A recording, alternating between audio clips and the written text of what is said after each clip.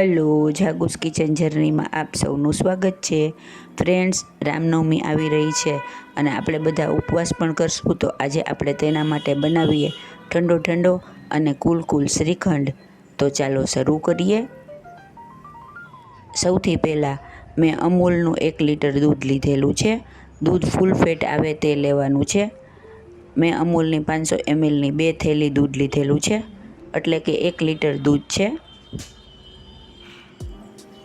હવે આપણે તેને એક તપેલીમાં કાઢી લઈશું. ત્યારબાદ તેને ગરમ કરવા મૂકીશું. દૂધ આપણે એટલું ગરમ કરવાનું છે કે આપણે દૂધમાં આંગળી નાખી તો આપણે તેને સહન કરી શકીએ. જો મારું દૂધ ગરમ થઈને રેડી છે, આપણે તેમાં આંગળી નાખી શકીએ છીએ એટલું દૂધ આપણે ગરમ કરવાનું છે. હવે ત્યારબાદ તેમાં 2 મોટી ચમચી ઘાટું અને સરસ દહીં હોય તેવું દહીં એડ કરવાનું છે. દહીં એકદમ ખાટું નથી લેવાનું, મીડિયમ દહીં લેવાનું છે.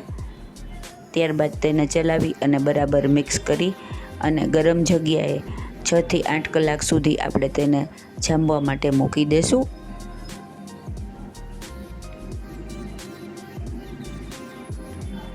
છ થી 8 કલાક બાદ આપણું દહીં થઈ અને રેડી છે.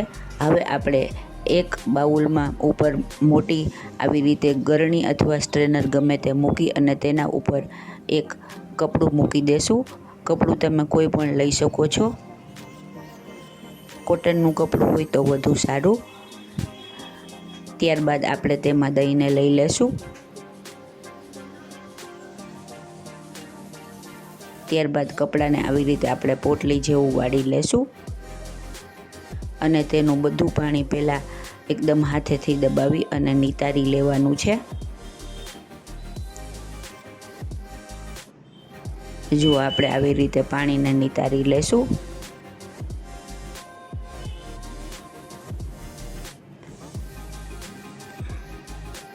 હાથેથી દબાવી જવાનું છે અને નિતારતા જવાનું છે. બધું પાણી આપણે પહેલાં દહીંનું કાઢી નાખશું.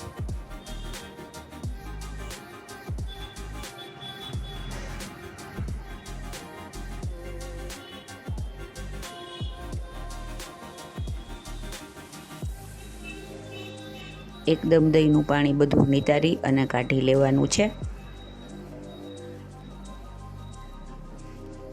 જુઓ, આપણને આવું દહીં સ્મૂથ થઈ જશે. હવે તેનું ફરીથી આપણે પોટલી જેવું વાળી લેશું.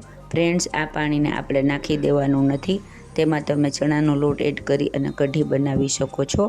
હવે આવી રીતે એક ગમે તે વાસણમાં પાણી ભરી અને તેની ઉપર રાખી અને તેને આપણે ઓવરનાઇટ ફ્રીજમાં રાખી દેશું. ફ્રેન્ડ્સ, વજન મૂકવા માટે થઈ અને મેં આવી રીતે કરેલ છે. ત્યારબાદ નેક્સ્ટ ડે આપણે અડધો કપ જેટલી ફ્રેશ મલાઈ લઈ અને તેને નાની ગળણીમાં આવી રીતે ગાળી લેશું. જો આપણી મલાઈ એકદમ સ્મૂથ થઈને રેડી છે. ફ્રેન્ડ્સ, તમે આની જગ્યાએ તમારી પાસે ફ્રેશ ક્રીમ હોય તો તે પણ વ્હીપ કરી અને લઈ શકો છો. હવે બીજા દિવસે આપણે દહીંને જોઈ લેશું. ફ્રેન્ડ્સ, આ તમારે ફ્રીજમાં જ રાખવાનું છે જેથી તે ખાટું ન થઈ જાય. જો આપણા દહીંની કન્સિસ્ટન્સી પનીર જેવી સરસ થઈ ગઈ છે. જો છે ને એકદમ જોરદાર. આવી રીતે આપણું દહીં એકદમ પાણી નીકળી અને સરસ થઈ જશે. ત્યારબાદ આપણે તેને એક બાઉલમાં ટ્રાન્સફર કરી લેશું. ફ્રેન્ડ્સ, આ શ્રીખંડ બનાવવામાં એકદમ સરળ અને ખાવામાં એકદમ એટલો ટેસ્ટી છે ને કે હું તમને શું કહું. આપણે આને ગાળતા બાળતા એવું કશું કરતા નથી તો પણ આપણો શ્રીખંડ એકદમ સ્મૂથ થાય છે, કેમ કે તેનાથી ઘણી મેશ ફેલાય છે. આને આવી રીતે આપણે એક વિસ્કરની મદદથી એકદમ ઝડપથી 7 થી 10 મિનિટ સુધી ચલાવવાનું છે, જેથી તેને ગાળવાની જરૂર નહીં પડે. આપણો શ્રીખંડ એકદમ સ્મૂથ અને એકદમ ટેસ્ટી ગાળ્યા વગર પણ બનશે. તેમાં ઘણી મહેનત થાય છે અને ખૂબ જ બધું ફેલાઈ જાય છે, તો જેથી તે બનાવવાનો કંટાળો આવે છે. જો આવી રીતે એકદમ ફાસ્ટ અને વિસ્કરથી એકદમ વિસ્ક કરતા જવાનું છે. હવે આપણે જોઈ લેશું. જુઓ, આપણું દહીં એકદમ સ્મૂથ થઈ ગયું છે.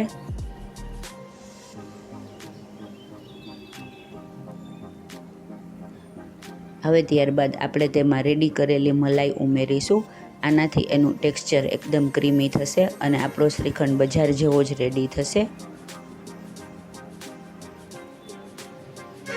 ફરીથી આપણે તેને સરસ રીતે મિક્સ કરી લેશું.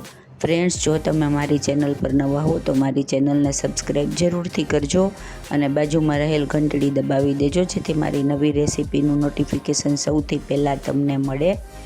આવી રીતે આપણે મલાઈને સરસ રીતે મિક્સ કરી લેશું. ફ્રેન્ડ્સ, આ શ્રીખંડ બનાવવામાં એકદમ ઇઝી અને એકદમ સરળ છે કે તમને વારે ઘડે બનાવવાનું મન થશે. ફક્ત તેને ફ્રીજમાં 1 દિવસ સુધી રાખવાનો ટાઈમ જાય છે, બાકી ખૂબ જ સરળ છે. હવે આપણે તેમાં દળેલી ખાંડ એડ કરી દેશું.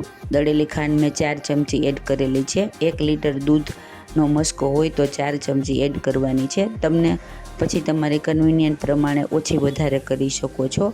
ખાંડ એકદમ દળેલી, તેમાં જરાય પણ લમ્સ ન રહેવા જોઈએ તેવી એડ કરવાની છે. હવે આપણે તેને ફરીથી એકદમ સરસ રીતે ચલાવી અને મિક્સ કરી લેશું.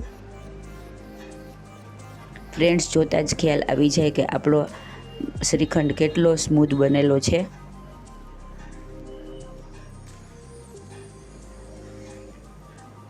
હવે આપણું વિસ્કર એકદમ ફરવા લાગશે. આપણો શ્રીખંડ એકદમ સ્મૂથ બની ગયો છે.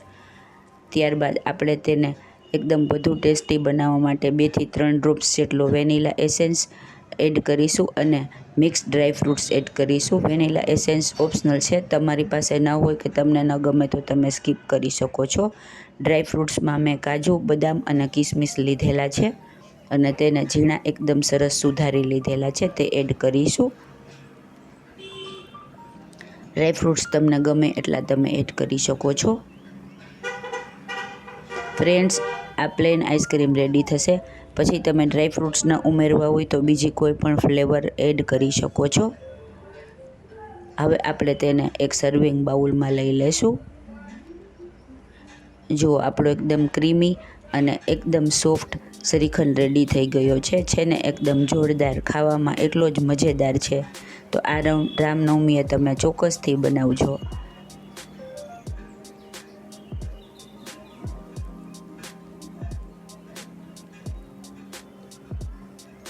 હવે આપણે તેને થોડા વધારે ડ્રાય ફ્રૂટ્સથી ગાર્નિશ કરીશું.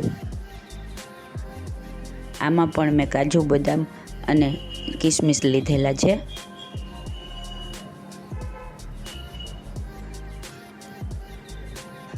ત્યારબાદ આપણે તેને ચેરીથી ગાર્નિશ કરીશું. તમે ગુલાબની પાંખડીથી પણ ગાર્નિશ કરી શકો છો. ફ્રેન્ડ્સ, આપણો એકદમ ટેસ્ટી, એકદમ સુપર સ્મૂથ અને સુપર મજેદાર આપણો એવો શ્રીખંડ રેડી છે. એકદમ ફ્રેશ અને એકદમ ઘરે બનાવેલો એકદમ તાજો શ્રીખંડ ખાવાની તો મજા જ પડી જાય. તો તમે પણ ચોક્કસથી ટ્રાય કરજો. ફ્રેન્ડ્સ, જો તમને મારી રેસીપી પસંદ આવી હોય તો તેને લાઇક, શેર અને સબસ્ક્રાઈબ જરૂરથી કરજો અને કોમેન્ટ બોક્સમાં કોમેન્ટ પણ લખજો. ધન્યવાદ.